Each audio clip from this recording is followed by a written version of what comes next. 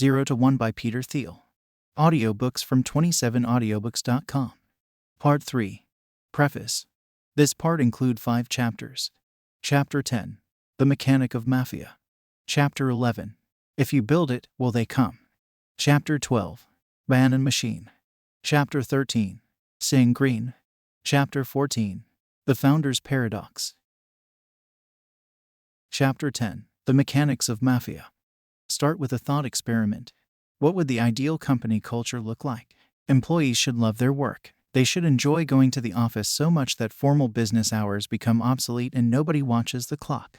The workspace should be open, not cubicled, and workers should feel at home. Beanbag chairs and ping-pong tables might outnumber file cabinets. Free massages, on-site sushi chefs, and maybe even yoga classes would sweeten the scene. Pets should be welcome, too. Perhaps employees' dogs and cats could come and join the office's tank full of tropical fish as unofficial company mascots. What's wrong with this picture? It includes some of the absurd perks Silicon Valley has made famous, but none of the substance, and without substance, perks don't work. You can't accomplish anything meaningful by hiring an interior decorator to beautify your office, a human resources consultant to fix your policy, or a branding specialist to hone your buzzwords. Company culture doesn't exist apart from the company itself. No company has a culture, every company is a culture. A startup is a team of people on a mission, and a good culture is just what that looks like on the inside. Beyond professionalism. The first team that I built has become known in Silicon Valley as the PayPal Mafia because so many of my former colleagues have gone on to help each other start and invest in successful tech companies. We sold PayPal to eBay for $1.5 billion in 2002. Since then, Elon Musk has founded SpaceX and co-founded Tesla Motors. Reid Hoffman co-founded LinkedIn. Steve Chen, Chad Hurley, and Jod Karam together founded YouTube. Jeremy Stoppelman and Russell Simmons founded Yelp. David Sachs co-founded Yammer, and I co-founded Palantir. Today, all 7 of those companies are worth more than $1 billion each.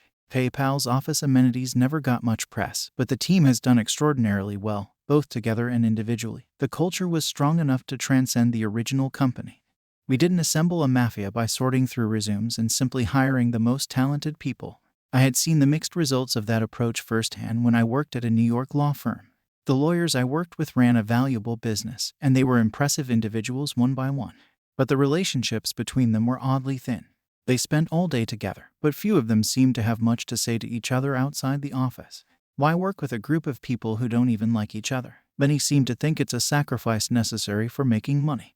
But taking a merely professional view of the workplace, in which free agents check in and out on a transactional basis, is worse than cold. It's not even rational. Since time is your most valuable asset, it's odd to spend it working with people who don't envision any long-term future together.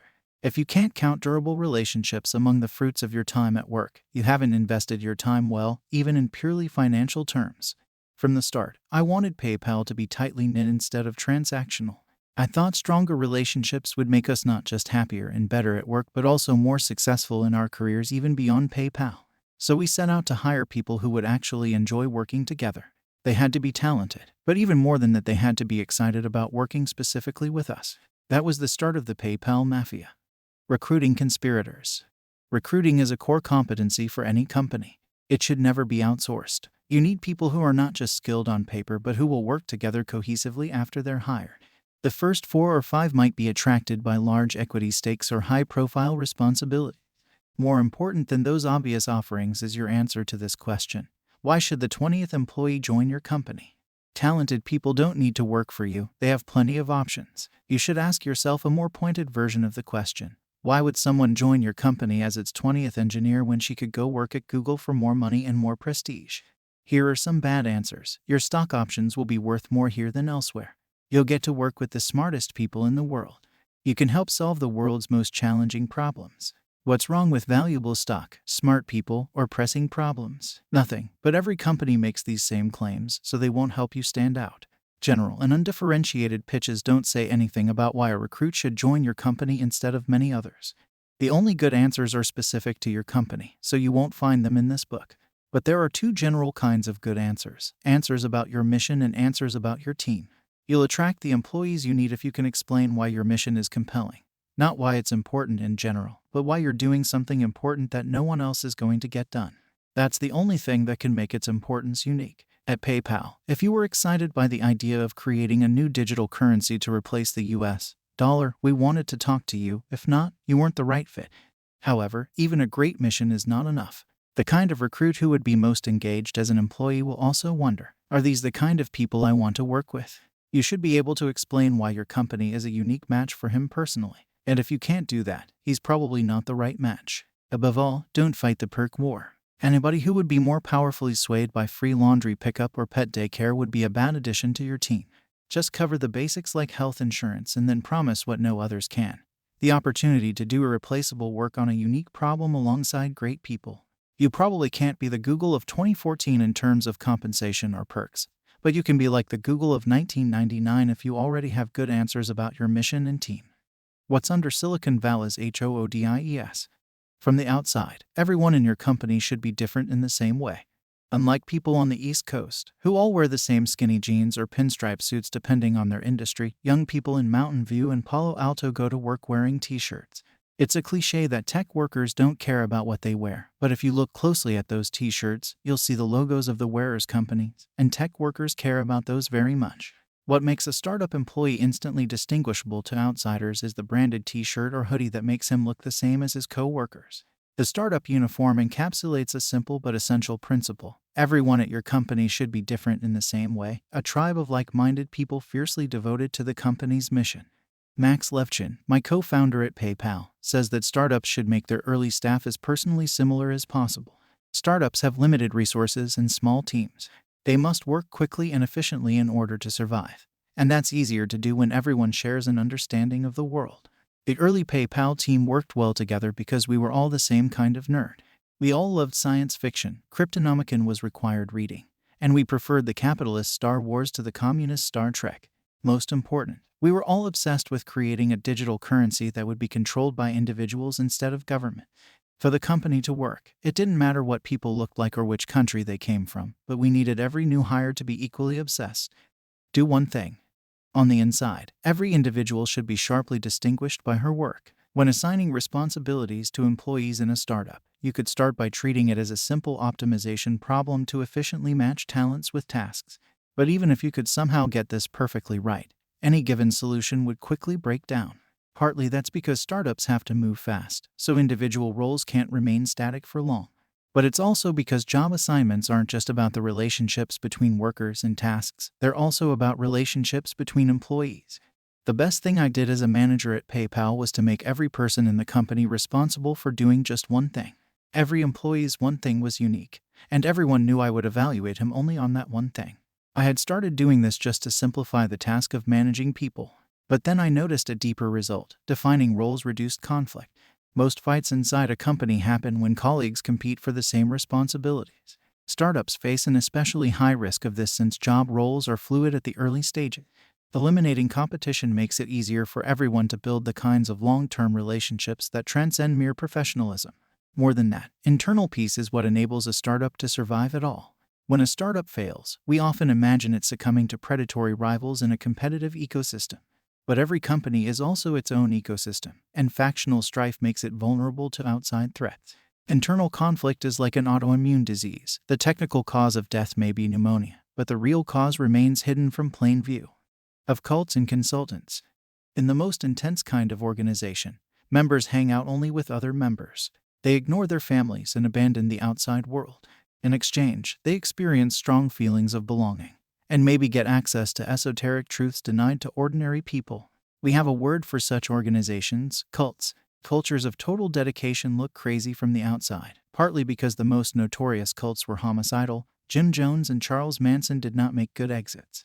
But entrepreneurs should take cultures of extreme dedication seriously. Is a lukewarm attitude to one's work a sign of mental health? Is a merely professional attitude the only sane approach? The extreme opposite of a cult is a consulting firm like Accenture. Not only does it lack a distinctive mission of its own, but individual consultants are regularly dropping in and out of companies to which they have no long-term connection whatsoever. Every company culture can be plotted on a linear spectrum. The best startups might be considered slightly less extreme kinds of cults. The biggest difference is that cults tend to be fanatically wrong about something important. People at a successful startup are fanatically right about something those outside it have missed. You're not going to learn those kinds of secrets from consultants. And you don't need to worry if your company doesn't make sense to conventional professionals. Better to be called a cult, or even a mafia. Chapter 11. If you build it, will they come? Even though sales is everywhere, most people underrate its importance. Silicon Valley underrates it more than most. The geek classic The Hitchhiker's Guide to the Galaxy even explains the founding of our planet as a reaction against salesmen. When an imminent catastrophe requires the evacuation of humanity's original home, the population escapes on 3 giant ships. The thinkers, leaders, and achievers take the A ship, the salespeople and consultants get the B ship, and the workers and artisans take the C ship. The B ship leaves first, and all its passengers rejoice vainly. But the salespeople don't realize they are caught in a ruse. The A ship and C ship people had always thought that the B ship people were useless, so they conspired to get rid of them. And it was the B ship that landed on Earth. Distribution may not matter in fictional worlds, but it matters in ours. We underestimate the importance of distribution, a catch-all term for everything it takes to sell a product, because we share the same bias the A ship and C ship people had. Salespeople and other middlemen supposedly get in the way, and distribution should flow magically from the creation of a good product. The field of dreams conceit is especially popular in Silicon Valley, where engineers are biased toward building cool stuff rather than selling it. But customers will not come just because you build it. You have to make that happen, and it's harder than it looks. Nerds versus salesmen. The U.S. advertising industry collects annual revenues of $150 billion and employs more than 600,000 people. At $450 billion annually, the U.S. sales industry is even bigger. When they hear that 3.2 million Americans work in sales, seasoned executives will suspect the number is low, but engineers may sigh in bewilderment. What could that many salespeople possibly be doing? In Silicon Valley, nerds are skeptical of advertising, marketing, and sales because they seem superficial and irrational. But advertising matters because it works.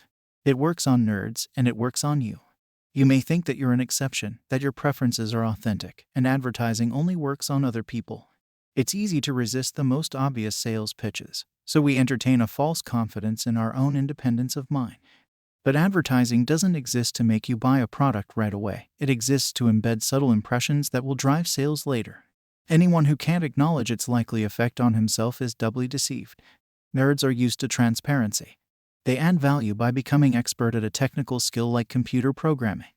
In engineering disciplines, a solution either works or it fails.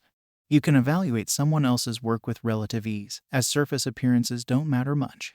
Sales is the opposite, an orchestrated campaign to change surface appearances without changing the underlying reality. This strikes engineers as trivial if not fundamentally dishonest. They know their own jobs are hard, so when they look at salespeople laughing on the phone with a customer or going to 2-hour lunches, they suspect that no real work is being done. If anything, people overestimate the relative difficulty of science and engineering, because the challenges of those fields are obvious. What nerds miss is that it takes hard work to make sales look easy. Sales is hidden. All salesmen are actors. Their priority is persuasion, not sincerity. That's why the word salesman can be a slur and the used car dealer is our archetype of shadiness. But we only react negatively to awkward, obvious salesmen, that is, the bad ones. There's a wide range of sales ability. There are many gradations between novices, experts, and masters. There are even sales grandmasters. If you don't know any grandmasters, it's not because you haven't encountered them, but rather because their art is hidden in plain sight. Tom Sawyer managed to persuade his neighborhood friends to whitewash the fence for him, a masterful move. But convincing them to actually pay him for the privilege of doing his chores was the move of a grandmaster, and his friends were none the wiser. Not much has changed since Twain wrote in 1876. Like acting, sales works best when hidden. This explains why almost everyone whose job involves distribution, whether they're in sales, marketing, or advertising, has a job title that has nothing to do with those things. People who sell advertising are called account executives. People who sell customers work in business development. People who sell companies are investment bankers. And people who sell themselves are called politicians. There's a reason for these redescriptions. None of us wants to be reminded when we're being sold. Whatever the career, sales ability distinguishes superstars from also-rans. On Wall Street, a new hire starts as an analyst wielding technical expertise, but his goal is to become a dealmaker. A lawyer prides himself on professional credentials, but law firms are led by the rainmakers who bring in big clients. Even university professors, who claim authority from scholarly achievement, are envious of the self-promoters who define their fields. Academic ideas about history or English don't just sell themselves on their intellectual merits. Even the agenda of fundamental physics and the future path of cancer research are results of persuasion. The most fundamental reason that even business people underestimate the importance of sales is the systematic effort to hide it at every level of every field in a world secretly driven by it. The engineer's grail is a product great enough that it sells itself. But anyone who would actually say this about a real product must be lying. Either he's delusional or he's selling something. The polar opposite business cliché warns that the best product doesn't always win. Economists attribute this to path dependence. Specific historical circumstances independent of objective quality can determine which products enjoy widespread adoption. That's true, but it doesn't mean the operating systems we use today and the keyboard layouts on which we type were imposed by mere chance. It's better to think of distribution as something essential to the design of your product. If you've invented something new but you haven't invented an effective way to sell it, you have a bad business, no matter how good the product. How to sell a product. Superior sales and distribution by itself can create a monopoly, even with no product differentiation. The converse is not true. No matter how strong your product, even if it easily fits into already established habits and anybody who tries it likes it immediately, you must still support it with a strong distribution plan. 2 metrics set the limits for effective distribution. The total net profit that you earn on average over the course of your relationship with a customer must exceed the amount you spend on average to acquire a new customer. In general, the higher the price of your product, the more you have to spend to make a sale, and the more it makes sense to spend it. Distribution methods can be plotted on a continuum. Complex sales. If your average sale is 7 figures or more, every detail of every deal requires close personal attention. It might take months to develop the right relationships. You might make a sale only once every year or 2. Then you'll usually have to follow up during installation and service the product long after the deal is done. It's hard to do, but this kind of complex sales is the only way to sell some of the most valuable products. SpaceX shows that it can be done. Within just a few years of launching his rocket startup, Elon Musk persuaded NASA to sign billion-dollar contracts to replace the decommissioned space shuttle with a newly designed vessel from SpaceX. Politics matters in big deals just as much as technological ingenuity, so this wasn't easy. SpaceX employs more than 3,000 people, mostly in California. The traditional U.S. aerospace industry employs more than 500,000 people spread throughout all 50 states. Unsurprisingly, members of Congress don't want to give up federal funds going to their home districts. But since complex sales requires making just a few deals each year, a sales grandmaster like Elon Musk can use that time to focus on the most crucial people and even to overcome political inertia. Complex sales works best when you don't have salesmen at all. Palantir, the data analytics company I co-founded with my law school classmate Alex Karp, doesn't employ anyone separately tasked with selling its product. Instead, Alex, who is Palantir's CEO, spends 25 days a month on the road, meeting with clients and potential clients. Our deal sizes range from $1 million to $100 million. At that price point, buyers want to talk to the CEO, not the VP of sales. Businesses with complex sales models succeed if they achieve 50% to 100% year-over-year growth over the course of a decade. This will seem slow to any entrepreneur dreaming of viral growth. You might expect revenue to increase 10x as soon as customers learn about an obviously superior product, but that almost never happens. Good enterprise sales strategy starts small, as it must. A new customer might agree to become your biggest customer, but they'll rarely be comfortable signing a deal completely out of scale with what you've sold before. Once you have a pool of reference customers who are successfully using your product, then you can begin the long and methodical work of hustling toward ever bigger deals. Personal sales. Most sales are not particularly complex. Average deal sizes might range between $10,000 and $100,000, and usually the CEO won't have to do all the selling himself. The challenge here isn't about how to make any particular sale, but how to establish a process by which a sales team of modest size can move the product to a wide audience. In 2008, Box had a good way for companies to store their data safely and accessibly in the cloud, but people didn't know they needed such a thing. Cloud computing hadn't caught on yet. That summer, Blake was hired as Box's third salesperson to help change that, starting with small groups of users who had the most acute file sharing problems. Box's sales reps built relationships with more and more users in each client company. In 2009, Blake sold a small Box account to the Stanford Sleep Clinic, where researchers needed an easy, secure way to store experimental data logs.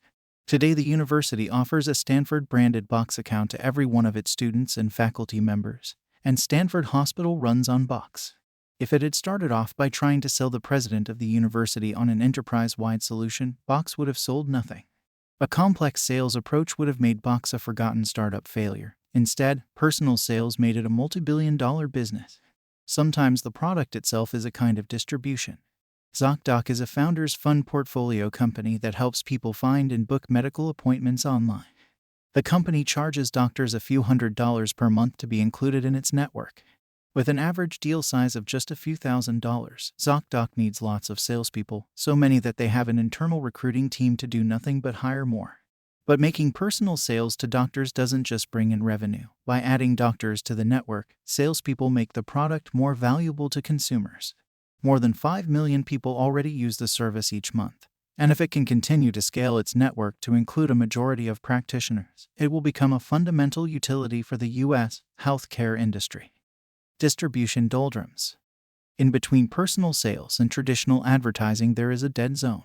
Suppose you create a software service that helps convenience store owners track their inventory and manage ordering. For a product priced around $1,000, there might be no good distribution channel to reach the small businesses that might buy it. Even if you have a clear value proposition, how do you get people to hear it? Advertising would either be too broad or too inefficient. The product needs a personal sales effort, but at that price point, you simply don't have the resources to send an actual person to talk to every prospective customer. This is why so many small and medium-sized businesses don't use tools that bigger firms take for granted. It's not that small business proprietors are unusually backward or that good tools don't exist. Distribution is the hidden bottleneck. Marketing and advertising. Marketing and advertising work for relatively low-priced products that have mass appeal but lack any method of viral distribution. Procter & Gamble can't afford to pay salespeople to go door-to-door selling laundry detergent. To reach its end user, a packaged goods company has to produce television commercials, print coupons in newspapers, and design its product boxes to attract attention. Advertising can work for startups, too, but only when your customer acquisition costs and customer lifetime value make every other distribution channel uneconomical. Consider e-commerce startup Warby Parker, which designs and sells fashionable prescription eyeglasses online instead of contracting sales out to retail eyewear distributors. Each pair starts at around $100, so assuming the average customer buys a few pairs in her lifetime, the company's CLV is a few $100s. That's too little to justify personal attention on every transaction. But at the other extreme, $100 physical products don't exactly go viral.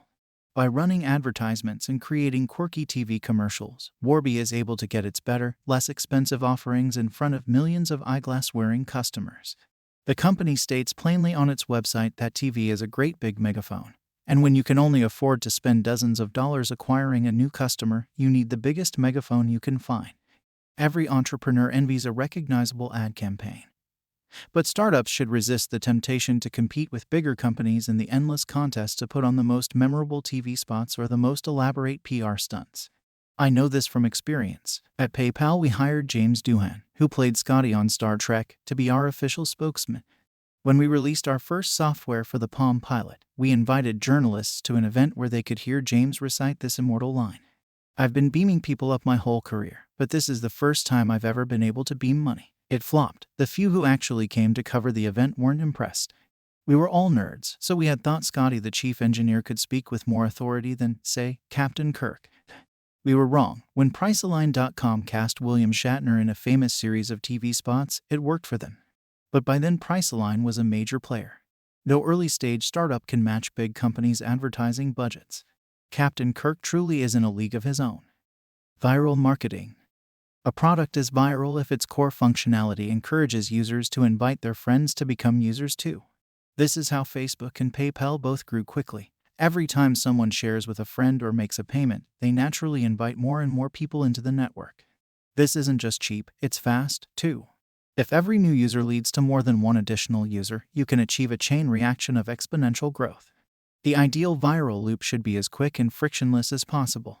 Funny YouTube videos or internet memes get millions of views very quickly because they have extremely short cycle times. People see the kitten, feel warm inside, and forward it to their friends in a matter of seconds. At PayPal, our initial user base was 24 people, all of whom worked at PayPal. Acquiring customers through banner advertising proved too expensive. However, by directly paying people to sign up and then paying them more to refer friends, we achieved extraordinary growth. This strategy cost us $20 per customer, but it also led to 7% daily growth, which meant that our user base nearly doubled every 10 days. After 4 or 5 months, we had hundreds of thousands of users and a viable opportunity to build a great company by servicing money transfers for small fees that ended up greatly exceeding our customer acquisition cost. Whoever is first to dominate the most important segment of a market with viral potential will be the last mover in the whole market. At PayPal, we didn't want to acquire more users at random. We wanted to get the most valuable users first. The most obvious market segment in email-based payments was the millions of immigrants still using Western Union to wire money to their families back home. Our product made that effortless, but the transactions were too infrequent. We needed a smaller niche market segment with a higher velocity of money, a segment we found in eBay power sellers, the professional vendors who sold goods online through eBay's auction marketplace. There were 20,000 of them. Most had multiple auctions ending each day, and they bought almost as much as they sold, which meant a constant stream of payments. And because eBay's own solution to the payment problem was terrible, these merchants were extremely enthusiastic early adopters. Once PayPal dominated this segment and became the payments platform for eBay, there was no catching up on eBay or anywhere else. The power law of distribution. One of these methods is likely to be far more powerful than every other for any given business. Distribution follows a power law of its own. This is counterintuitive for most entrepreneurs, who assume that more is more. But the kitchen sink approach, employ a few salespeople, place some magazine ads, and try to add some kind of viral functionality to the product as an afterthought, doesn't work.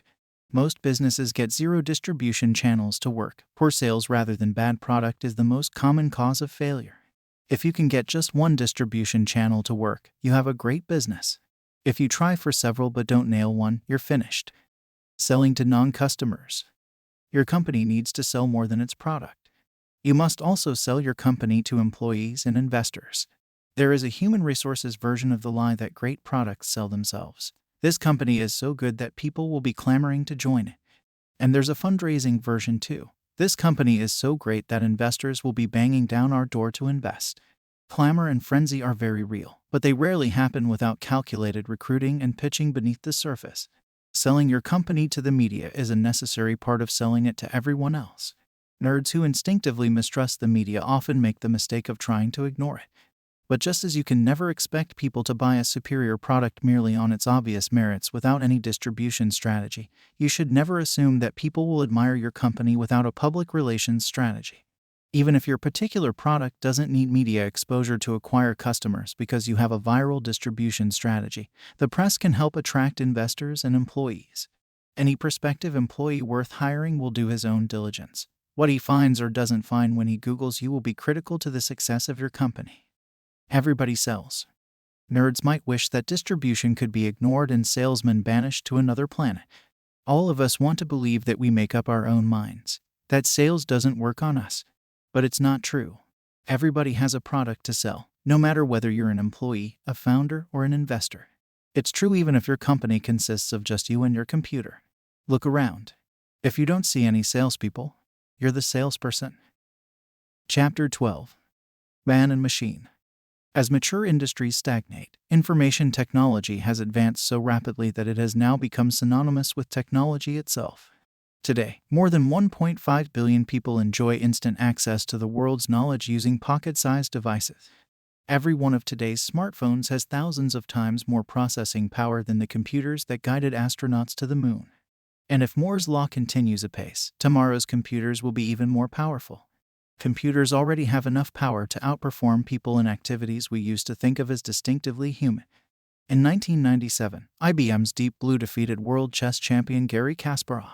Jeopardy's best-ever contestant, Ken Jennings, succumbed to IBM's Watson in 2011. And Google's self-driving cars are already on California roads today. Dale Earnhardt Jr. needn't feel threatened by them, but The Guardian worries that self-driving cars could drive the next wave of unemployment. Everyone expects computers to do more in the future, so much more that some wonder, 30 years from now, will there be anything left for people to do? Software is eating the world, venture capitalist Mark Andreessen has announced with a tone of inevitability.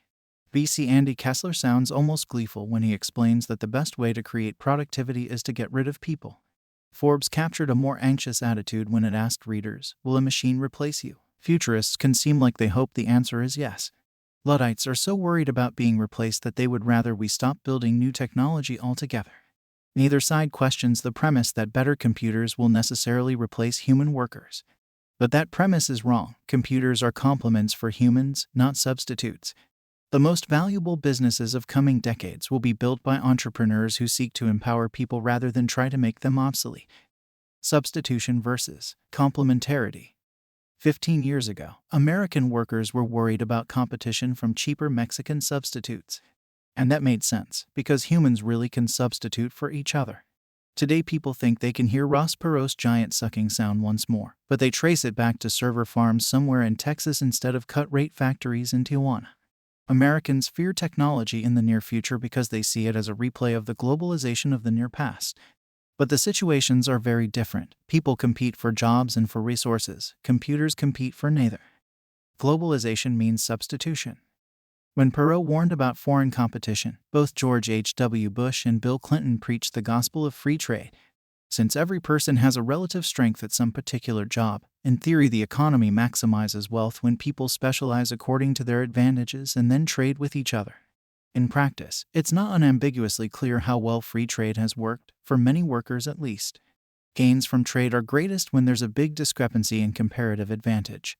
But the global supply of workers willing to do repetitive tasks for an extremely small wage is extremely large. People don't just compete to supply labor, they also demand the same resources. While American consumers have benefited from access to cheap toys and textiles from China, they've had to pay higher prices for the gasoline newly desired by millions of Chinese motorists. Whether people eat shark fins in Shanghai or fish tacos in San Diego, they all need food and they all need shelter. And desire doesn't stop at subsistence. People will demand ever more as globalization continues. Now that millions of Chinese peasants can finally enjoy a secure supply of basic calories, they want more of them to come from pork instead of just grain. The convergence of desire is even more obvious at the top. All oligarchs have the same taste in crystal, from Petersburg to Pyongyang. Technology means complementarity. Now think about the prospect of competition from computers instead of competition from human workers. On the supply side, computers are far more different from people than any two people are different from each other. Men and machines are good at fundamentally different things. People have intentionality. We form plans and make decisions in complicated situations. We're less good at making sense of enormous amounts of data. Computers are exactly the opposite. They excel at efficient data processing, but they struggle to make basic judgments that would be simple for any human. To understand the scale of this variance, consider another of Google's Computer for Human Substitution projects. In 2012, one of their supercomputers made headlines when, after scanning 10 million thumbnails of YouTube videos, it learned to identify a cat with 75% accuracy. That seems impressive, until you remember that an average 4-year-old can do it flawlessly. When a cheap laptop beats the smartest mathematicians at some tasks. But even a supercomputer with 16,000 CPUs can't beat a child at others. You can tell that humans and computers are not just more or less powerful than each other, they're categorically different. The stark differences between man and machine mean that gains from working with computers are much higher than gains from trade with other people. We don't trade with computers any more than we trade with livestock or lambs. And that's the point. Computers are tools, not rivals. The differences are even deeper on the demand side. Unlike people in industrializing countries, computers don't yearn for more luxurious foods or beachfront villas in Cap Ferret. All they require is a nominal amount of electricity, which they're not even smart enough to want. When we design new computer technology to help solve problems, we get all the efficiency gains of a hyper-specialized trading partner without having to compete with it for resources. Properly understood, technology is the one way for us to escape competition in a globalizing world. As computers become more and more powerful, they won't be substitutes for humans, they'll be complements. Complementary businesses. Complementarity between computers and humans isn't just a macro-scale fact. It's also the path to building a great business. I came to understand this from my experience at PayPal. In mid-2000, we had survived the dot-com crash and we were growing fast. But we faced one huge problem. We were losing upwards of $10 million to credit card fraud every month. Since we were processing hundreds or even thousands of transactions per minute, we couldn't possibly review each one. No human quality control team could work that fast. So we did what any group of engineers would do. We tried to automate a solution. First, Max Levchin assembled an elite team of mathematicians to study the fraudulent transfers in detail. Then we took what we learned and wrote software to automatically identify and cancel bogus transactions in real time. But it quickly became clear that this approach wouldn't work either. After an hour or two, the thieves would catch on and change their tactics. We were dealing with an adaptive enemy, and our software couldn't adapt in response. The fraudsters' adaptive evasions fooled our automatic detection algorithms, but we found that they didn't fool our human analysts as easily. So Max and his engineers rewrote the software to take a hybrid approach. The computer would flag the most suspicious transactions on a well-designed user interface, and human operators would make the final judgment as to their legitimacy. Thanks to this hybrid system, we named it Igor, after the Russian fraudster who bragged that we'd never be able to stop him. We turned our first quarterly profit in the first quarter of 2002. The FBI asked us if we'd let them use Igor to help detect financial crime. And Max was able to boast, grandiosely but truthfully, that he was the Sherlock Holmes of the Internet underground. This kind of man-machine symbiosis enabled PayPal to stay in business, which in turn enabled hundreds of thousands of small businesses to accept the payments they needed to thrive on the Internet. None of it would have been possible without the man-machine solution, even though most people would never see it or even hear about it. I continued to think about this after we sold PayPal in 2002. If humans and computers together could achieve dramatically better results than either could attain alone, what other valuable businesses could be built on this core principle? The next year, I pitched Alex Karp, an old Stanford classmate, and Stephen Cohen, a software engineer, on a new startup idea. We would use the human-computer hybrid approach from PayPal's security system to identify terrorist networks and financial fraud. We already knew the FBI was interested. And in 2004 we founded Palantir, a software company that helps people extract insight from divergent sources of information. The company is on track to book sales of $1 billion in 2014, and Forbes has called Palantir's software the killer app for its rumored role in helping the government locate Osama bin Laden. We have no details to share from that operation, but we can say that neither human intelligence by itself nor computers alone will be able to make us safe. America's two biggest spy agencies take opposite approaches. The Central Intelligence Agency is run by spies who privilege humans. The National Security Agency is run by generals who prioritize computers. CIA analysts have to wade through so much noise that it's very difficult to identify the most serious threat. NSA computers can process huge quantities of data, but machines alone cannot authoritatively determine whether someone is plotting a terrorist act. Palantir aims to transcend these opposing biases. Its software analyzes the data the government feeds it. Phone records of radical clerics in Yemen or bank accounts linked to terror cell activity, for instance, and flags suspicious activities for a trained analyst to review. In addition to helping find terrorists, analysts using Palantir's software have been able to predict where insurgents plant IEDs in Afghanistan, prosecute high-profile insider trading cases, take down the largest child pornography ring in the world, support the Centers for Disease Control and Prevention in fighting foodborne disease outbreaks, and save both commercial banks and the government hundreds of millions of dollars annually through advanced fraud detection. Advanced software made this possible, but even more important were the human analysts, prosecutors, scientists, and financial professionals without whose active engagement the software would have been useless. Think of what professionals do in their jobs today. Lawyers must be able to articulate solutions to thorny problems in several different ways. The pitch changes depending on whether you're talking to a client, opposing counsel, or a judge. Doctors need to marry clinical understanding with an ability to communicate it to non-expert patients. And good teachers aren't just experts in their disciplines. They must also understand how to tailor their instruction to different individuals' interests and learning styles. Computers might be able to do some of these tasks, but they can't combine them effectively. Better technology in law, medicine, and education won't replace professionals. It will allow them to do even more. LinkedIn has done exactly this for recruiters. When LinkedIn was founded in 2003, they didn't poll recruiters to find discrete pain points in need of relief.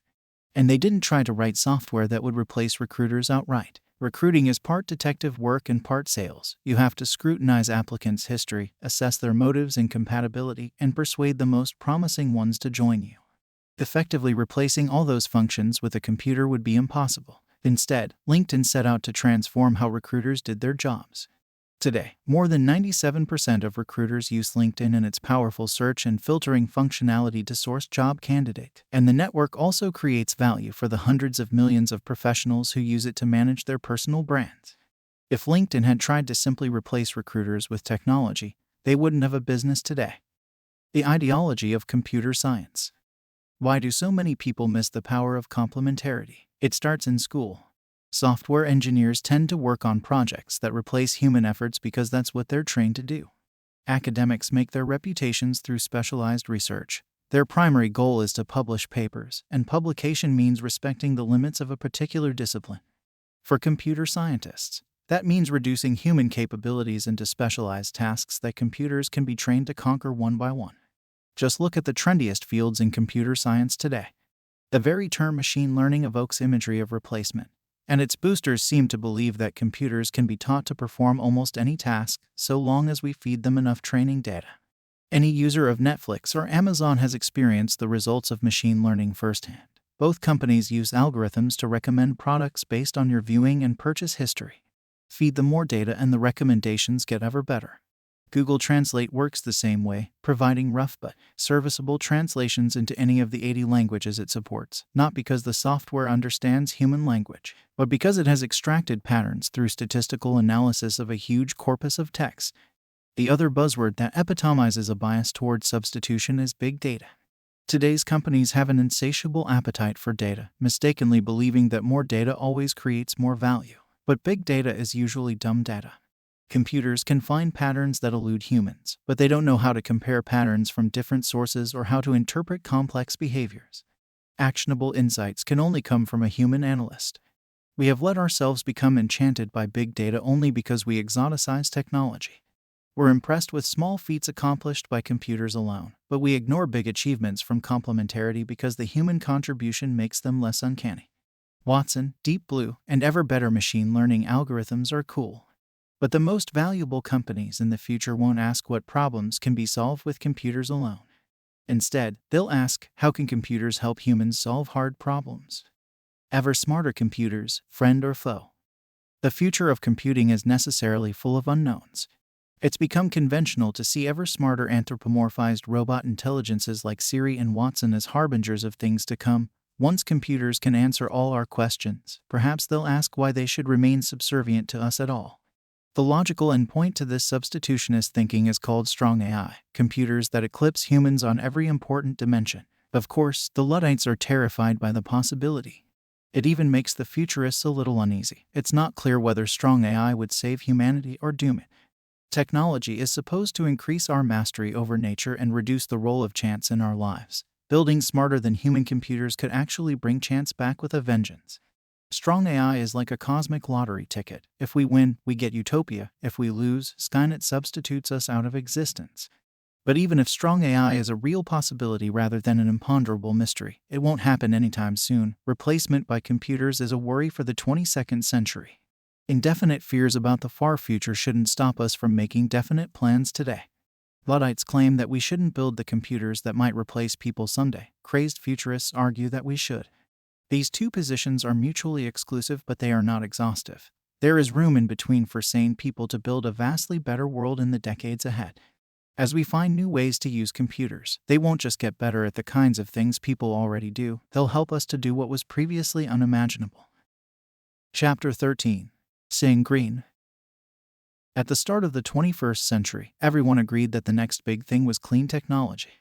It had to be, in Beijing. The smog had gotten so bad that people couldn't see from building to building. Even breathing was a health risk. Bangladesh, with its arsenic-laden water wells, was suffering what the New York Times called the biggest mass poisoning in history. In the U.S., Hurricanes Ivan and Katrina were said to be harbingers of the coming devastation from global warming. Al Gore implored us to attack these problems with the urgency and resolve that has previously been seen only when nations mobilized for war. People got busy, entrepreneurs started thousands of cleantech companies, and investors poured more than $50 billion into them. So began the quest to cleanse the world. It didn't work. Instead of a healthier planet, we got a massive cleantech bubble. Solyndra is the most famous green ghost, but most cleantech companies met similarly disastrous ends. More than 40 solar manufacturers went out of business or filed for bankruptcy in 2012 alone. The leading index of alternative energy companies shows the bubble's dramatic deflation. Why did cleantech fail? Conservatives think they already know the answer. As soon as green energy became a priority for the government, it was poison. But there really were good reasons for making energy a priority. And the truth about cleantech is more complex and more important than government failure. Most cleantech companies crashed because they neglected one or more of the 7 questions that every business must answer. 1. The engineering question. Can you create breakthrough technology instead of incremental improvements? 2. The timing question. Is now the right time to start your particular business? 3. The monopoly question. Are you starting with a big share of a small market? 4. The people question. Do you have the right team? 5. The distribution question. Do you have a way to not just create but deliver your product? 6. The durability question. Will your market position be defensible 10 and 20 years into the future? 7. The secret question. Have you identified a unique opportunity that others don't see? We've discussed these elements before. Whatever your industry, any great business plan must address every one of them. If you don't have good answers to these questions, you'll run into lots of bad luck and your business will fail. If you nail all 7, you'll master fortune and succeed. Even getting 5 or 6 correct might work. But the striking thing about the cleantech bubble was that people were starting companies with 0 good answers, and that meant hoping for a miracle. It's hard to know exactly why any particular cleantech company failed, since almost all of them made several serious mistakes. But since any one of those mistakes is enough to doom your company, it's worth reviewing cleantech's losing scorecard in more detail. The engineering question. A great technology company should have proprietary technology an order of magnitude better than its nearest substitute. But cleantech companies rarely produce 2x, let alone 10x, improvements. Sometimes their offerings were actually worse than the products they sought to replace. Solyndra developed novel, cylindrical solar cells, but to a first approximation, cylindrical cells are only 1 divided by p as efficient as flat ones. They simply don't receive as much direct sunlight. The company tried to correct for this deficiency by using mirrors to reflect more sunlight to hit the bottoms of the panels, but it's hard to recover from a radically inferior starting point. Companies must strive for 10x better because merely incremental improvements often end up meaning no improvement at all for the end user. Suppose you develop a new wind turbine that's 20% more efficient than any existing technology when you test it in the laboratory. That sounds good at first, but the lab result won't begin to compensate for the expenses and risks faced by any new product in the real world. And even if your system really is 20% better on net for the customer who buys it, people are so used to exaggerated claims that you'll be met with skepticism when you try to sell it. Only when your product is 10x better can you offer the customer transparent superiority. The timing question. Cleantech entrepreneurs worked hard to convince themselves that their appointed hour had arrived. When he announced his new company in 2008, SpectraWatt CEO Andrew Wilson stated that his solar industry is akin to where the microprocessor industry was in the late 1970s. There is a lot to be figured out and improved. The second part was right, but the microprocessor analogy was way off. Ever since the first microprocessor was built in 1970, computing advanced not just rapidly but exponentially. Look at Intel's early product release history. The first silicon solar cell, by contrast, was created by Bell Labs in 1954, more than a half-century before Wilson's press release. Photovoltaic efficiency improved in the intervening decades, but slowly and linearly. Bell's first solar cell had about 6% efficiency. Neither today's crystalline silicon cells nor modern thin-film cells have exceeded 25% efficiency in the field. There are few engineering developments in the mid-2000s to suggest impending liftoff. Entering a slow-moving market can be a good strategy, but only if you have a definite and realistic plan to take it over. The failed cleantech companies had none. The monopoly question. In 2006, billionaire technology investor John Doerr announced that green is the new red, white, and blue. He could have stopped at red. As Doerr himself said, internet-sized markets are in the billions of dollars. The energy markets are in the trillions. What he didn't say is that huge, trillion-dollar markets mean ruthless, bloody competition. Others echoed Doerr over and over. In the 2000s, I listened to dozens of cleantech entrepreneurs begin fantastically rosy PowerPoint presentations with all too true tales of trillion-dollar markets, as if that were a good thing. Cleantech executives emphasized the bounty of an energy market big enough for all comers, but each one typically believed that his own company had an edge. In 2006, Dave Pierce, CEO of solar manufacturer Mafia, admitted to a congressional panel that his company was just one of several very strong startups working on one particular kind of thin-film solar cell development. Minutes later, Pierce predicted that Mafia would become the largest producer of thin-film solar cells in the world within a year's time. That didn't happen, but it might not have helped them anyway. Thin film is just one of more than a dozen kinds of solar cells. Customers won't care about any particular technology unless it solves a particular problem in a superior way. And if you can't monopolize a unique solution for a small market, you'll be stuck with vicious competition. That's what happened to Mafia, which was acquired in 2013 for hundreds of millions of dollars less than its investors had put into the company. Exaggerating your own uniqueness is an easy way to botch the monopoly question. Suppose you're running a solar company that successfully installed hundreds of solar panel systems with a combined power generation capacity of 100 megawatts. Since total U.S. solar energy production capacity is 950 megawatts, you own 10.53% of the market. Congratulations, you tell yourself, you're a player. But what if the U.S. solar energy market isn't the relevant market? What if the relevant market is the global solar market, with a production capacity of 18 gigawatts? Your 100 megawatts now makes you a very small fish indeed. Suddenly you own less than 1% of the market. And what if the appropriate measure isn't global solar, but rather renewable energy in general? Annual production capacity from renewables is 420 gigawatts globally. You just shrank to 0.02% of the market. And compared to the total global power generation capacity of 15,000 gigawatts, your 100 megawatts is just a drop in the ocean. Cleantech entrepreneurs thinking about markets was hopelessly confused. They would rhetorically shrink their market in order to seem differentiated, only to turn around and ask to be valued based on huge, supposedly lucrative markets. But you can't dominate a submarket if it's fictional, and huge markets are highly competitive, not highly attainable. Most cleantech founders would have been better off opening a new British restaurant in downtown Palo Alto. The people question. Energy problems are engineering problems, so you would expect to find nerds running cleantech companies.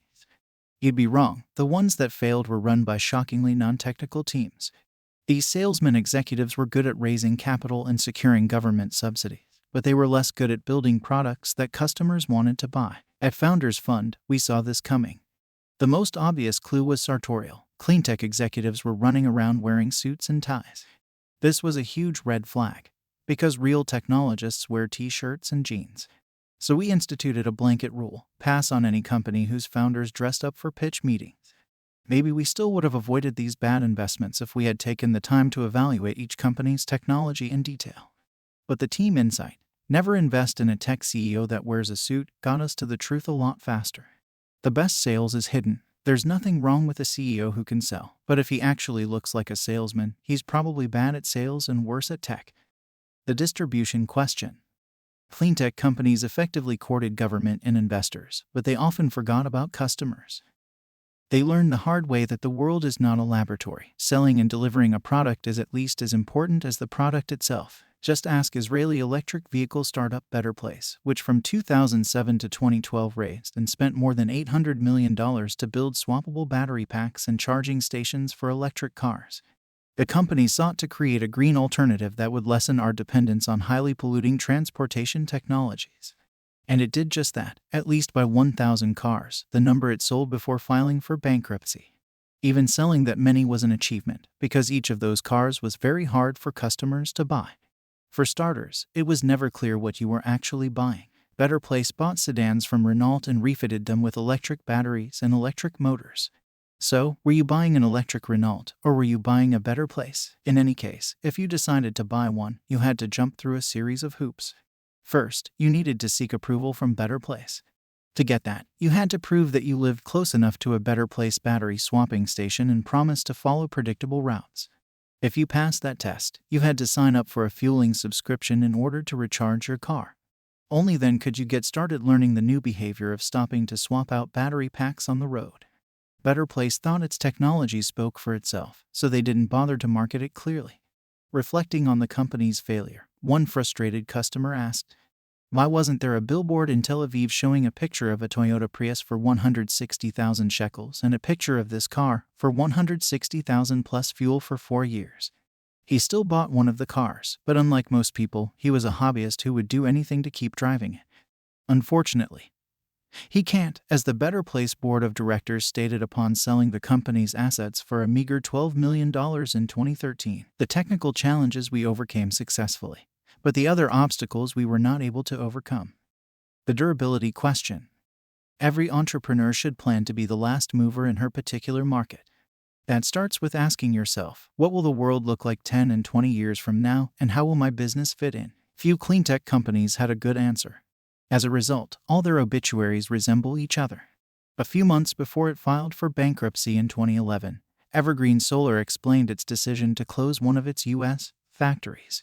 Solar manufacturers in China have received considerable government and financial support, although production costs are now below originally planned levels and lower than most Western manufacturers. They are still much higher than those of our low-cost competitors in China. But it wasn't until 2012 that the Blame China chorus really exploded. Discussing its bankruptcy filing, U.S. Department of Energy backed Abound Solar blamed aggressive pricing actions from Chinese solar panel companies that made it very difficult for an early-stage startup company to scale in current market conditions.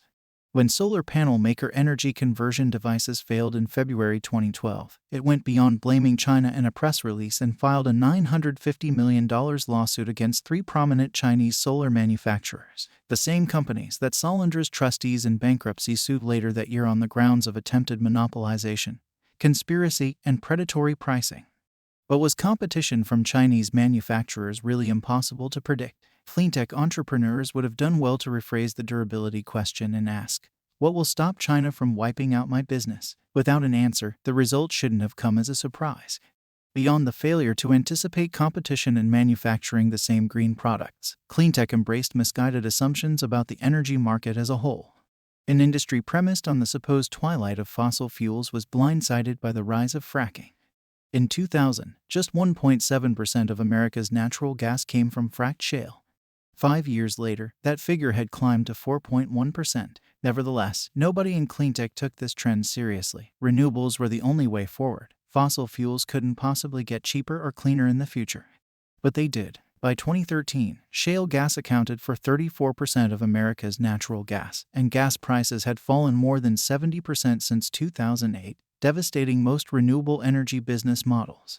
Fracking may not be a durable energy solution, either, but it was enough to doom cleantech companies that didn't see it coming. The secret question. Every cleantech company justified itself with conventional truths about the need for a cleaner world. They deluded themselves into believing that an overwhelming social need for alternative energy solutions implied an overwhelming business opportunity for cleantech companies of all kinds. Consider how conventional it had become by 2006 to be bullish on solar. That year, President George W. Bush heralded a future of solar roofs that will enable the American family to be able to generate their own electricity. Investor and cleantech executive Bill Gross declared that the potential for solar is enormous. Suvi Sharma, then CEO of solar manufacturer Solaria, admitted that while there is a gold rush feeling to solar, there's also real gold here, or, in our case, sunshine. But rushing to embrace the convention sent scores of solar panel companies, Q-Cells, Evergreen Solar, Spectral Watt, and even Gross's own energy innovations, to name just a few, from promising beginnings to bankruptcy court very quickly. Each of the casualties had described their bright futures using broad conventions on which everybody agreed.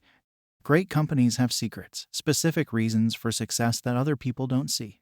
The myth of social entrepreneurship. Cleantech entrepreneurs aimed for more than just success as most businesses defined it. The cleantech bubble was the biggest phenomenon, and the biggest flop in the history of social entrepreneurship. This philanthropic approach to business starts with the idea that corporations and nonprofits have until now been polar opposites. Corporations have great power, but they're shackled to the profit motive. Nonprofits pursue the public interest, but they're weak players in the wider economy. Social entrepreneurs aim to combine the best of both worlds and do well by doing good. Usually they end up doing neither. The ambiguity between social and financial goals doesn't help. But the ambiguity in the word social is even more of a problem. If something is socially good, is it good for society, or merely seen as good by society? Whatever is good enough to receive applause from all audiences can only be conventional, like the general idea of green energy. Progress isn't held back by some difference between corporate greed and nonprofit goodness. Instead, we're held back by the sameness of both. Just as corporations tend to copy each other, nonprofits all tend to push the same priorities. Cleantech shows the result: hundreds of undifferentiated products, all in the name of one overbroad goal. Doing something different is what's truly good for society, and it's also what allows a business to profit by monopolizing a new market. The best projects are likely to be overlooked, not trumpeted by a crowd. The best problems to work on are often the ones nobody else even tries to solve. Tesla, 7 for 7. Tesla is one of the few cleantech companies started last decade to be thriving today. They rode the social buzz of cleantech better than anyone, but they got the 7 questions right, so their success is instructive. Technology. Tesla's technology is so good that other car companies rely on it. Daimler uses Tesla's battery packs, Mercedes-Benz uses a Tesla powertrain, Toyota uses a Tesla motor. General Motors has even created a task force to track Tesla's next moves. But Tesla's greatest technological achievement isn't any single part or component, but rather its ability to integrate many components into one superior product. The Tesla Model S sedan, elegantly designed from end to end, is more than the sum of its parts. Consumer Reports rated it higher than any other car ever reviewed, and both Motor Trend and Automobile magazines named it their 2013 Car of the Year. Timing. In 2009, it was easy to think that the government would continue to support cleantech. Green jobs were a political priority, federal funds were already earmarked, and Congress even seemed likely to pass cap-and-trade legislation. But where others saw generous subsidies that could flow indefinitely, Tesla CEO Elon Musk rightly saw a one-time-only opportunity. In January 2010, about a year and a half before Solyndra imploded under the Obama administration and politicized the subsidy question, Tesla secured a $465 million loan from the U.S. Department of Energy. A $500 million subsidy was unthinkable in the mid-2000s. It's unthinkable today. There was only one moment where that was possible, and Tesla played it perfectly. Monopoly. Tesla started with a tiny submarket that it could dominate, the market for high-end electric sports cars. Since the first Roadster rolled off the production line in 2008, Tesla's sold only about 3,000 of them, but at $109,000 apiece, that's not trivial. Starting small allowed Tesla to undertake the necessary R&D to build the slightly less expensive Model S, and now Tesla owns the luxury electric sedan market, too. They sold more than 20,000 sedans in 2013, and now Tesla is in prime position to expand to broader markets in the future. Team. Tesla's CEO is the consummate engineer and salesman, so it's not surprising that he's assembled a team that's very good at both. Elon describes his staff this way: if you're at Tesla, you're choosing to be at the equivalent of special forces. There's the regular army, and that's fine, but if you are working at Tesla, you're choosing to step up your game. Distribution. Most companies underestimate distribution, but Tesla took it so seriously that it decided to own the entire distribution chain. Other car companies are beholden to independent dealerships. Ford and Hyundai make cars, but they rely on other people to sell them. Tesla sells and services its vehicles in its own stores. The upfront costs of Tesla's approach are much higher than traditional dealership distribution, but it affords control over the customer experience, strengthens Tesla's brand, and saves the company money in the long run. Durability. Tesla has a head start and it's moving faster than anyone else, and that combination means its lead is set to widen in the years ahead. A coveted brand is the clearest sign of Tesla's breakthrough. A car is one of the biggest purchasing decisions that people ever make, and consumers' trust in that category is hard to win. And unlike every other car company, at Tesla the founder is still in charge, so it's not going to ease off anytime soon. Secrets. Tesla knew that fashion drove interest in cleantech. Rich people especially wanted to appear green, even if it meant driving a boxy Prius or clunky Honda Insight. Those cars only made drivers look cool by association with the famous eco-conscious movie stars who owned them as well. So Tesla decided to build cars that made drivers look cool, period. Leonardo DiCaprio even ditched his Prius for an expensive Tesla Roadster. While generic cleantech companies struggled to differentiate themselves, Tesla built a unique brand around the secret that cleantech was even more of a social phenomenon than an environmental imperative. Energy 2.0. Tesla's success proves that there was nothing inherently wrong with cleantech. The biggest idea behind it is right. The world really will need new sources of energy. Energy is the master resource. It's how we feed ourselves, build shelter, and make everything we need to live comfortably. Most of the world dreams of living as comfortably as Americans do today, and globalization will cause increasingly severe energy challenges unless we build new technology. There simply aren't enough resources in the world to replicate old approaches or redistribute our way to prosperity. Cleantech gave people a way to be optimistic about the future of energy. But when indefinitely optimistic investors betting on the general idea of green energy funded cleantech companies that lack specific business plans, the result was a bubble. Plot the valuation of alternative energy firms in the 2000 seconds alongside the Nasdaq's rise and fall a decade before, and you see the same shape. The 1990s had one big idea: the internet is going to be big. But too many internet companies had exactly that same idea and no others. An entrepreneur can't benefit from macro-scale insight unless his own plans begin at the micro-scale. Cleantech companies face the same problem. No matter how much the world needs energy, only a firm that offers a superior solution for a specific energy problem can make money. No sector will ever be so important that merely participating in it will be enough to build a great company. The tech bubble was far bigger than cleantech and the crash even more painful. But the dream of the 90 seconds turned out to be right. Skeptics who doubted that the internet would fundamentally change publishing or retail sales or everyday social life looked prescient in 2001, but they seem comically foolish today. Could successful energy startups be founded after the cleantech crash just as Web 2.0 startups successfully launched amid the debris of the dot-coms? The macro need for energy solutions is still real. But a valuable business must start by finding a niche and dominating a small market. Facebook started as a service for just one university campus before it spread to other schools and then the entire world. Finding small markets for energy solutions will be tricky. You could aim to replace diesel as a power source for remote islands, or maybe build modular reactors for quick deployment at military installations in hostile territories. Paradoxically, the challenge for the entrepreneurs who will create Energy 2.0 is to think small. Chapter 14. The Founder's Paradox. Of the 6 people who started PayPal, 4 had built bombs in high school. 5 were just 23 years old or younger. 4 of us had been born outside the United States. 3 had escaped here from communist countries: Yupan from China, Luke Nosek from Poland, and Max Levchin from Soviet Ukraine. Building bombs was not what kids normally did in those countries at that time. The 6 of us could have been seen as eccentric. My first ever conversation with Luke was about how he'd just signed up for cryonics, to be frozen upon death in hope of medical resurrection. Max claimed to be without a country and proud of it. His family was put into diplomatic limbo when the USSR collapsed while they were escaping to the US. Russ Simmons had escaped from a trailer park to the top math and science magnet school in Illinois. Only Ken Howery fit the stereotype of a privileged American childhood. He was PayPal's sole Eagle Scout. But Kenny's peers thought he was crazy to join the rest of us and make just 1/3 of the salary he had been offered by a big bank. So even he wasn't entirely normal. Are all founders unusual people, or do we just tend to remember and exaggerate whatever is most unusual about them? More important, which personal traits actually matter in a founder? This chapter is about why it's more powerful but at the same time more dangerous for a company to be led by a distinctive individual instead of an interchangeable manager. The difference engine. Some people are strong, some are weak, some are geniuses, some are dullards, but most people are in the middle. Plot where everyone falls and you'll see a bell curve. Since so many founders seem to have extreme traits, you might guess that a plot showing only founders' traits would have fatter tails with more people at either end. But that doesn't capture the strangest thing about founders.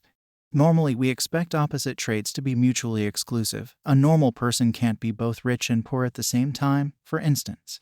But it happens all the time to founders. Startup CEOs can be cash poor but millionaires on paper. They may oscillate between sullen jerkiness and appealing charisma. Almost all successful entrepreneurs are simultaneously insiders and outsiders. And when they do succeed, they attract both fame and infamy. When you plot them out, founders' traits appear to follow an inverse normal distribution. Where does this strange and extreme combination of traits come from? They could be present from birth or acquired from an individual's environment. But perhaps founders aren't really as extreme as they appear. Might they strategically exaggerate certain qualities? Or is it possible that everyone else exaggerates them? All of these effects can be present at the same time, and whenever present they powerfully reinforce each other. The cycle usually starts with unusual people and ends with them acting and seeming even more unusual. As an example, take Sir Richard Branson, the billionaire founder of the Virgin Group. He could be described as a natural entrepreneur. Branson started his first business at age 16, and at just 22 he founded Virgin Records. But other aspects of his renown, the trademark lion's mane hairstyle, for example, are less natural. One suspects he wasn't born with that exact look. As Branson has cultivated his other extreme traits as kiteboarding with naked supermodels, a PR stunt, just a guy having fun. Both. The media has eagerly enthroned him. Branson is the Virgin King, the undisputed king of PR, the king of branding, and the king of the desert and space. When Virgin Atlantic Airways began serving passengers drinks with ice cubes shaped like Branson's face, he became the Ice King. Is Branson just a normal businessman who happens to be lionized by the media with the help of a good PR team? Or is he himself a born branding genius rightly singled out by the journalists he is so good at manipulating? It's hard to tell, maybe he's both. Another example is Sean Parker, who started out with the ultimate outsider status, criminal.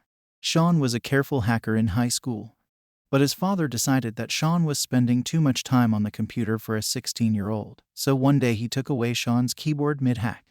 Sean couldn't log out. The FBI noticed. Soon federal agents were placing him under arrest. Sean got off easy since he was a minor. If anything, the episode emboldened him. 3 years later, he co-founded Napster. The peer-to-peer file-sharing service amassed 10 million users in its first year, making it one of the fastest-growing businesses of all time. But the record company sued and a federal judge ordered it shut down 20 months after opening. After a whirlwind period at the center, Sean was back to being an outsider again. Then came Facebook. Sean met Mark Zuckerberg in 2004, helped negotiate Facebook's first funding, and became the company's founding president. He had to step down in 2005 amid allegations of drug use, but this only enhanced his notoriety. Ever since Justin Timberlake portrayed him in The Social Network, Sean has been perceived as one of the coolest people in America. JT is still more famous, but when he visits Silicon Valley, people ask if he's Sean Parker. The most famous people in the world are founders, too. Instead of a company, every celebrity founds and cultivates a personal brand. Lady Gaga, for example, became one of the most influential living people. But is she even a real person? Her real name isn't a secret, but almost no one knows or cares what it is. She wears costumes so bizarre as to put any other wearer at risk of an involuntary psychiatric hole. Gaga would have you believe that she was born this way, the title of both her second album and its lead track. But no one is born looking like a zombie with horns coming out of her head. Gaga must therefore be a self-manufactured myth. Then again, what kind of person would do this to herself? Certainly nobody normal. So perhaps Gaga really was born that way. Where kings come from. Extreme founder figures are not new in human affairs. Classical mythology is full of them. Oedipus is the paradigmatic outsider. He was abandoned as an infant and ended up in a foreign land. But he was a brilliant king and smart enough to solve the riddle of the Sphinx. Romulus and Remus were born of royal blood and abandoned as orphans. When they discovered their pedigree, they decided to found a city. But they couldn't agree on where to put it. When Remus crossed the boundary that Romulus had decided was the edge of Rome, Romulus killed him, declaring, "So perish every one that shall hereafter leap over my wall." Lawmaker and lawbreaker, criminal outlaw and king who defined Rome, Romulus was a self-contradictory outsider. Normal people aren't like Oedipus or Romulus. Whatever those individuals were actually like in life, the mythologized versions of them remember only the extremes. But why was it so important for archaic cultures to remember extraordinary people? The famous and infamous have always served as vessels for public sentiment. They're praised amid prosperity and blamed for misfortune. Primitive societies faced one fundamental problem above all. They would be torn apart by conflict if they didn't have a way to stop it. So whenever plagues, disasters, or violent rivalries threatened the peace, it was beneficial for the society to place the entire blame on a single person, someone everybody could agree on, a scapegoat.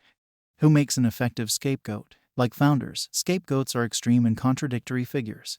On the one hand, a scapegoat is necessarily weak. He is powerless to stop his own victimization. On the other hand, as the one who can diffuse conflict by taking the blame, he is the most powerful member of the community. Before execution, scapegoats were often worshipped like deities. The Aztecs considered their victims to be earthly forms of the gods to whom they were sacrificed. You would be dressed in fine clothes and feast royally until your brief reign ended and they cut your heart out. These are the roots of monarchy. Every king was a living god, and every god a murdered king. Perhaps every modern king is just a scapegoat who has managed to delay his own execution. American royalty. Celebrities are supposedly American royalty. We even grant titles to our favorite performers. Elvis Presley was the king of rock. Michael Jackson was the king of pop. Britney Spears was the pop princess. Until they weren't. Elvis self-destructed in the 70 seconds and died alone, overweight, sitting on his toilet. Today, his impersonators are fat and sketchy, not lean and cool. Michael Jackson went from beloved child star to an erratic, physically repulsive, drug-addicted shell of his former self, the world reveled in the details of his trials. Britney's story is the most dramatic of all. We created her from nothing, elevating her to superstardom as a teenager. But then everything fell off the tracks. Witness the shaved head, the over and under eating scandals, and the highly publicized court case to take away her children. Was she always a little bit crazy? Did the publicity just get to her? Or did she do it all to get more? For some fallen stars, death brings resurrection. So many popular musicians have died at age 27, Janis Joplin, Jimi Hendrix, Jim Morrison, and Kurt Cobain, for example, that this set has become immortalized as the 27 Club. Before she joined the club in 2011, Amy Winehouse sang, "They tried to make me go to rehab, but I said, no, no, no." Maybe rehab seemed so unattractive because it blocked the path to immortality. Perhaps the only way to be a rock god forever is to die an early death. We alternately worship and despise technology founders just as we do celebrities. Howard Hughes's arc from fame to pity is the most dramatic of any 20th century tech founder. He was born wealthy, but he was always more interested in engineering than luxury. He built Houston's first radio transmitter at the age of 11. The year after that, he built the city's first motorcycle. By age 30, he'd made 9 commercially successful movies at a time when Hollywood was on the technological frontier. But Hughes was even more famous for his parallel career in aviation. He designed planes, produced them, and piloted them himself. Hughes set world records for top airspeed, fastest transcontinental flight, and fastest flight around the world. Hughes was obsessed with flying higher than everyone else. He liked to remind people that he was a mere mortal, not a Greek god, something that mortals say only when they want to invite comparisons to gods. Hughes was a man to whom you cannot apply the same standards as you can to you and me, his lawyer once argued in federal court. Hughes paid the lawyer to say that, but according to the New York Times, there was no dispute on this point from judge or jury. When Hughes was awarded the Congressional Gold Medal in 1939 for his achievements in aviation, he didn't even show up to claim it. Years later, President Truman found it in the White House and mailed it to him. The beginning of Hughes's end came in 1946, when he suffered his third and worst plane crash. Had he died then, he would have been remembered forever as one of the most dashing and successful Americans of all time. But he survived, barely. He became obsessive-compulsive, addicted to painkillers, and withdrew from the public to spend the last 30 years of his life in self-imposed solitary confinement. Hughes had always acted a little crazy, on the theory that fewer people would want to bother a crazy person. But when his crazy act turned into a crazy life, he became an object of pity as much as awe. More recently, Bill Gates has shown how highly visible success can attract highly focused attacks. Gates embodied the founder archetype. He was simultaneously an awkward and nerdy college dropout outsider and the world's wealthiest insider. Did he choose his geeky eyeglasses strategically to build up a distinctive persona? Or, in his incurable nerdiness, did his geek glasses choose him? It's hard to know. But his dominance was undeniable. Microsoft's Windows claimed a 90% share of the market for operating systems in 2000. That year, Peter Jennings could plausibly ask, who is more important in the world today, Bill Clinton or Bill Gates? I don't know. It's a good question. The U.S. Department of Justice didn't limit itself to rhetorical questions. They opened an investigation and sued Microsoft for anti-competitive conduct. In June 2000, a court ordered that Microsoft be broken apart. Gates had stepped down as CEO of Microsoft 6 months earlier, having been forced to spend most of his time responding to legal threats instead of building new technology. A court of appeals later overturned the breakup order, and Microsoft reached a settlement with the government in 2001. But by then, Gates's enemies had already deprived his company of the full engagement of its founder, and Microsoft entered an era of relative stagnation. Today, Gates is better known as a philanthropist than a technologist. The return of the king. Just as the legal attack on Microsoft was ending Bill Gates's dominance, Steve Jobs' return to Apple demonstrated the irreplaceable value of a company's founder. In some ways, Steve Jobs and Bill Gates were opposites. Jobs was an artist, preferred closed systems, and spent his time thinking about great products above all else. Gates was a businessman, kept his products open, and wanted to run the world.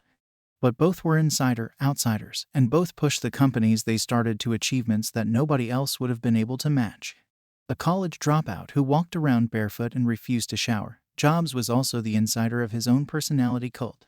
He could act charismatic or crazy, perhaps according to his mood or perhaps according to his calculations. It's hard to believe that such weird practices as Apple-only diets weren't part of a larger strategy. But all this eccentricity backfired on him in 1985. Apple's board effectively kicked Jobs out of his own company when he clashed with the professional CEO brought in to provide adult supervision. Jobs' return to Apple 12 years later shows how the most important task in business, the creation of new value, cannot be reduced to a formula and applied by professionals. When he was hired as interim CEO of Apple in 1997, the impeccably credentialed executives who preceded him had steered the company nearly to bankruptcy. That year, Michael Dell famously said of Apple, "What would I do? I'd shut it down and give the money back to the shareholders." Instead, Jobs introduced the iPod, the iPhone, and the iPad before he had to resign in 2011 because of poor health.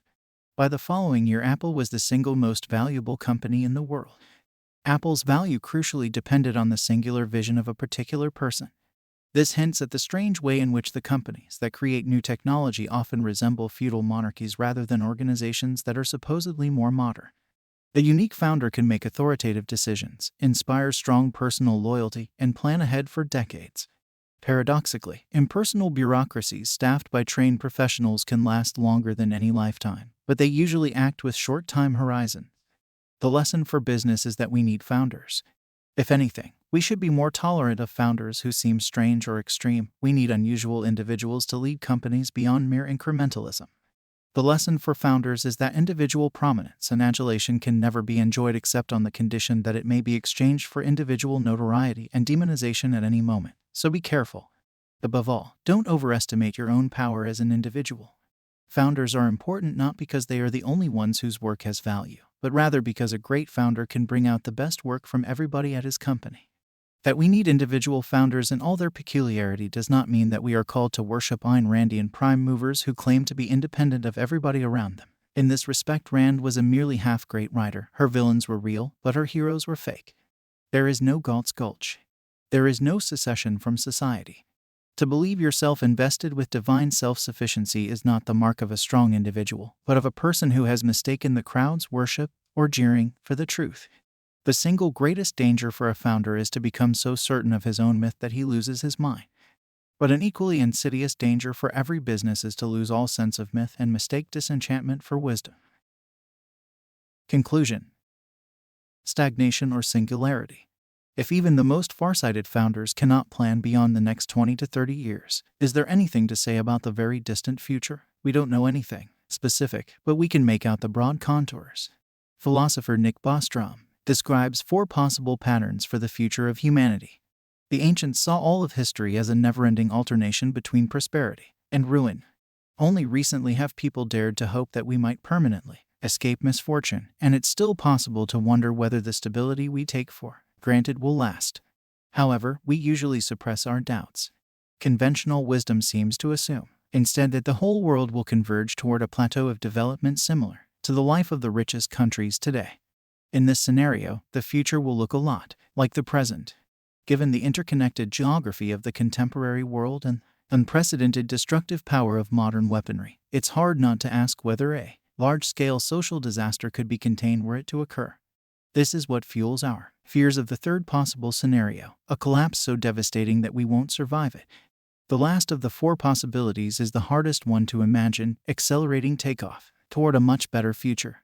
The end result of such a breakthrough could take a number of forms, but any one of them would be so different from the present as to defy description.